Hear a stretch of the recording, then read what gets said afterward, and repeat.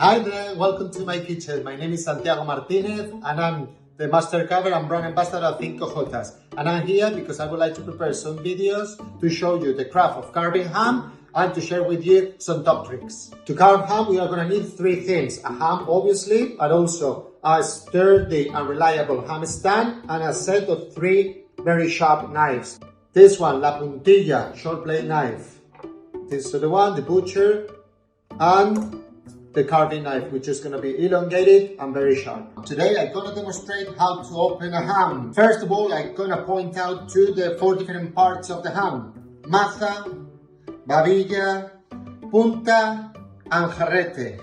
From kwolex, we are going to recommend to open always the ham from the maza because you're going to get one of the nicest slices of the ham, because it's going to be more enjoyable, because in order to preserve the ham safe and in the best conditions is always the best option. So we are going to use the butcher knife to open the ham. 3 fingers below the elbow, this little bone sticking out. Making a cut, putting the knife in an angle in order to get the most meat out of the leg, and then I'm making this cut until I reach the bone and can't get any lower. And then I'm going to trim off this yellowish and rusty skin. Be careful when you're carving with this knife because they are very, very, very sharp. I'm gonna clean the sides as well. So it's always common sense the one you have to use in order to prevent the accidents in the house, because these accidents carving hams are very common and usually in Spain, especially in Christmas time. I'm using the versatility of the ham stand to trim a little bit in the sides in order to expose the minimum meat. So we always have to trim as much as we are going to need each time. So that is going to make the ham be kept in the best conditions for longer. Then we do the other side. Just 3 or 4 fingers below the opening line, exposing as much as we need. Be very careful with the knives. So normally you can, well, we are working with security gloves, for sure that you don't have those in the house, but try to avoid to put a hand in the way of the knife, because these knives making no hostages, you know what I mean? They're very dangerous.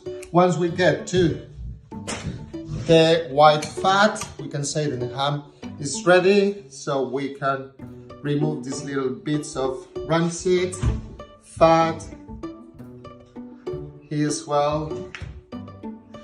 We cut the inside of the hip in order to avoid to put any rusty bit or yellowish bit in the plate. And now with the carving knife, we remove these first layers, and when the fat is white, we are ready to carve. So these slices can be used to protect the ham when we finish carving in the day, or also, well, if you want to use them for cooking, it's a good option. So pretty much the ham is ready to cut. Today I'm gonna show you how to carve ham like a professional. For that, you just have to follow 3 simple rules. First one, straight lines. We don't wanna see craters in the middle of the ham. Flat surface, plano, as flat as you can, no leaning to the sides, and clean bones. That is gonna get you the most yield out of the ham, avoiding any waste. My top tip to create the perfect slice is to use the heel of the knife, the part closest to the handle. Placing the knife onto the ham, applying a little bit of pressure with my thumb, gliding the knife towards myself, left to right, in a fluid motion to create the perfect slice.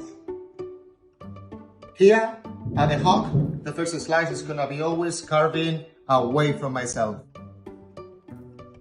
This way we will make the most out of our leg, this sensational 100% pure breed Iberico 5 Jotas, and we will keep a straight line. Then we continue carving towards myself from the hock to the muscle.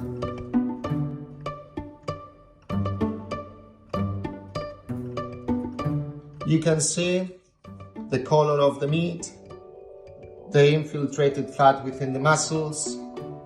That speaks volumes about the quality of the ham, time the pig spends in the fields, living outside freely, the diet on acorns. Look the fat. The first stumbling block people arrive at is the hip bone. I'm gonna show you how to go around it. We need to use the puntilla, cutting around the bone, separating the meat from the bone,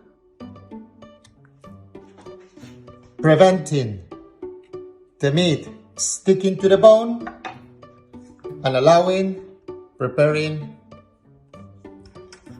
beautiful slices. Here in the front, and with a knife in angle, sliding from the heel of the knife to the tip, this slice from la punta.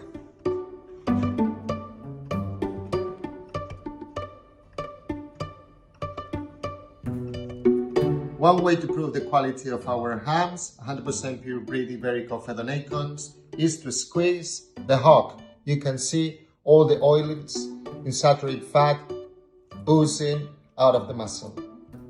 Accept no substitutes.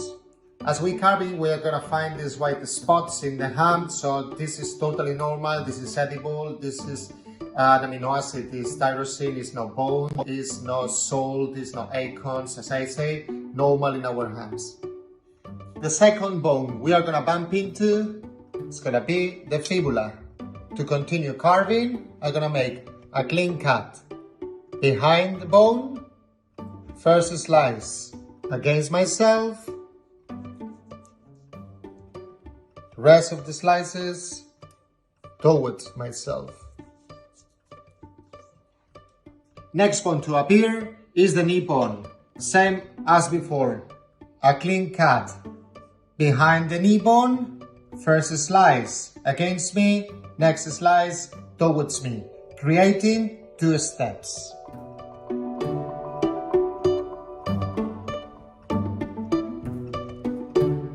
As you can see, I flip the ham over, I clean it, and today I'm gonna show you how to cut the rump end of the ham, the hock, the third cut, and how to finish the ham. To carve this part of the ham, we will use the same technique of cutting that I showed you in the previous videos. You have to glide the knife, and we are gonna produce smaller slices, but they're gonna taste beautiful. This part of our ham 5 Jotas is a culinary delight. The texture is firmer. The flavor in your mouth lasts longer, with an intensity that is unique and delightful.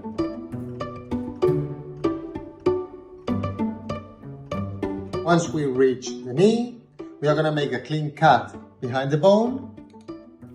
First slice is gonna be always against myself,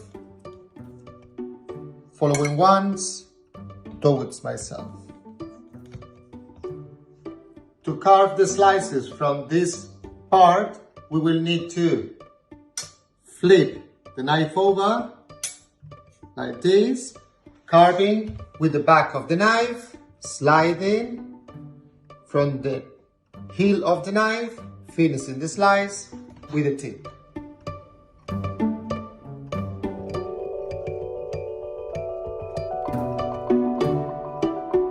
As we reach to the hip bone, and as previously demonstrated, we will use a sharp puntilla to separate the meat from the bone in order to make a clean cut that will achieve beautiful slices, making the most out of our ham.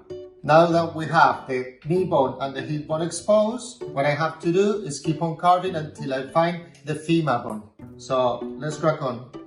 Here we have the hock, one of my favorite parts, where the texture might be a little bit firmer, but the flavor is sensational.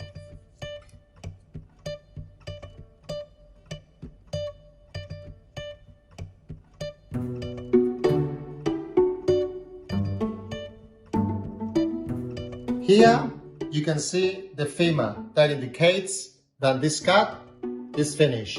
What we do is put in the ham on its side to begin with a third cut.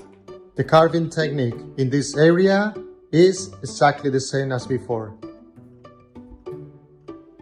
Press, you slide until you get the perfect slice with a big amount of fat infiltrate within the muscles. If you want to make a slice bigger, you incline the knife or you keep it closer to you. In this video, you can appreciate the smell of acorns and the esa. It takes us directly in a journey to Jabugo.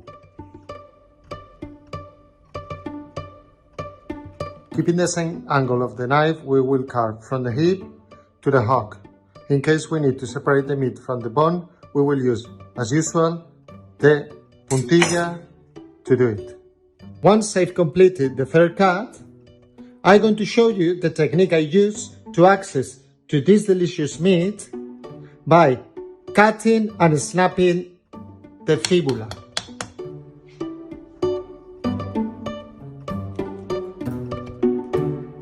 Cut around the bone, pass by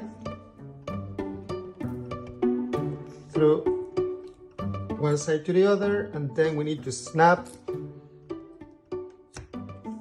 cutting that link between the bone and the knee and snapping the bone. Once we remove the fibula, we are going to start carving slices from this bit. That may be because it's a trickiest bit to find. For me, it's the tastiest bit. As you can see, the ham is almost totally gone, so the only ham left is the inside of the femur. I recommend you to slice it in little cubes and use it for cooking or to make croquetas. And that's all. That is the end of the tutorial carving of ham. Bye! See you later!